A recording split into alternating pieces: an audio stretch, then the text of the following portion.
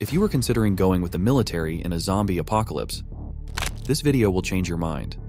We'll explore why relying solely on the military during a zombie outbreak might be the worst decision you could make.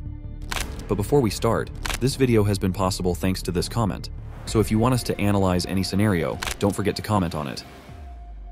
A zombie apocalypse is full of uncontrollable chaos and destruction. It is in this scenario where the armed forces position themselves as a safe asset that can offer effective protection, but this is only sometimes the case. We are going to analyze two different models. Since many situations can arise, we have decided to shorten them into two cases. First of all, in the chaotic landscape of a large city group hit by a zombie apocalypse, aligning with the military can offer a beacon of hope amid the terror. First and foremost, the military brings an unparalleled level of security and firepower to the table. Their arsenal of advanced weaponry and combat expertise serves as a formidable deterrent against the relentless onslaught of the undead. Within the confines of their fortified bases, survivors can find sanctuary, shielded from the immediate dangers lurking in the city streets. This defensive advantage is crucial in the initial stages of the outbreak, when chaos reigns supreme and organized protection becomes invaluable. Moreover, the military's structured organization and disciplined approach to crisis management play a pivotal role in navigating the dire circumstances. Their hierarchical command structure allows for swift and decisive decision-making, essential when facing the unpredictable nature of a zombie-infested metropolis. This structured framework enables better coordination among units, maximizing the collective effort in safeguarding survivors and allocating resources efficiently. Additionally, the military's access to crucial supplies, ranging from food and medical provisions to transportation, provides a lifeline in a world where scarcity is the norm. This access could mean the difference between life and death in a city stripped bare by the apocalyptic catastrophe. Another advantage that nobody ever talks about is that their knowledge can be shared, imparting vital skills to civilians and significantly enhancing their chances of survival amidst the relentless threat of the undead. In a world where every move could mean life or death, the military's experience and proficiency become an indispensable asset, potentially tipping the scales in favor of those fighting for survival in the urban battleground. While aligning with the military during a zombie apocalypse in a bustling urban environment offers certain advantages, it's imperative to consider the significant drawbacks that accompany this decision. One of the primary concerns when aligning with the military during a zombie apocalypse in a populous city is the sheer number of people seeking refuge within military compounds. The influx of survivors congregating in these bases not only strains resources, but also increases the risk of drawing attention from both zombies and other dangerous and desperate individuals. The large gathering of people creates a magnet for danger, making the military base not just a target for zombies, but also a target for human adversaries. The noise generated by a densely populated area, coupled with the utilization of resources like generators, can attract unwanted attention. This not only heightens the risk of a zombie horde converging on the location due to the noise, but also makes the base an appealing target for hostile survivors seeking to plunder supplies or take control by force. Thus, while the military offers security and resources, the overwhelming number of people seeking shelter increases the vulnerability of the location, making it a potential hotspot for conflict and danger. Survivors must carefully weigh the advantages of military protection against the heightened risks posed by the sheer volume of individuals congregating in these bases, as it could potentially escalate threats from both sides. Another critical disadvantage involves the potential for limited resources within military compounds. As survivors flock to these bases seeking safety and provisions, the strain on available resources intensifies, leading to potential shortages and conflicts over essentials like food, water, and medical supplies. This scarcity can escalate tensions among both civilians and military personnel, jeopardizing the overall security of the location. Furthermore, joining forces with the military often involves relinquishing personal freedoms and submitting to strict regulations. In a chaotic and unpredictable scenario like a zombie outbreak, adhering to rigid military protocols may feel constricting and even oppressive for some survivors. The loss of autonomy and the imposition of strict rules might breed discontent and resistance within the survivor community, potentially leading to internal conflicts or a breakdown of cooperation between civilians and the military. Even so, for the first moment of chaos, it doesn't seem like the worst option to go with them as long as you are in a big city, but I recommend that you get out of there as soon as possible because the situation can only get worse. There is a second, much more favorable case, and that is if you are in rural America. In a scenario where survivors opt not to align with the military in rural America during a zombie apocalypse, there are distinct advantages to self-reliance. One significant benefit lies in the accessibility to weapons and firearms often found in rural households. Many rural residents in the United States own firearms for hunting or self-defense purposes. This ready access to weapons could provide a critical advantage, allowing individuals or smaller groups to defend themselves against the undead threat without relying on military assistance. Additionally, familiarity with firearms among rural inhabitants might translate into a higher level of proficiency and comfort in using these weapons for defense. Furthermore, the vast expanse of rural areas often means access to secluded and easily defendable locations. Remote homesteads, cabins, or farmhouses houses could serve as fortified shelters, offering a buffer against zombie attacks. These locations, with their open spaces, natural barriers, and potential for fortification, enable survivors to establish strong defensive positions, reducing the risk of being overrun by zombies. This isolation not only minimizes the immediate threat of the undead, but also limits encounters with hostile human survivors, providing a level of security and autonomy. Moreover, rural regions typically boast a wealth of natural resources. Abundant forests, rivers, and open land offer opportunities for hunting, fishing, and foraging. This self-sustaining environment could potentially allow survivors to maintain a steady supply of food and water, reducing reliance on external sources. The knowledge of local terrain and the ability to adapt to rural living also play significant roles, providing the skills necessary for survival in the long term without relying on external military support. If you are in a more remote place, I don't think it would be a good idea to go with the military, since those who are there will be doing missions and not exactly evacuation missions. But what do you think? Would you go with the military, or would you start your path to survival in a remote place? I will read you in the comments.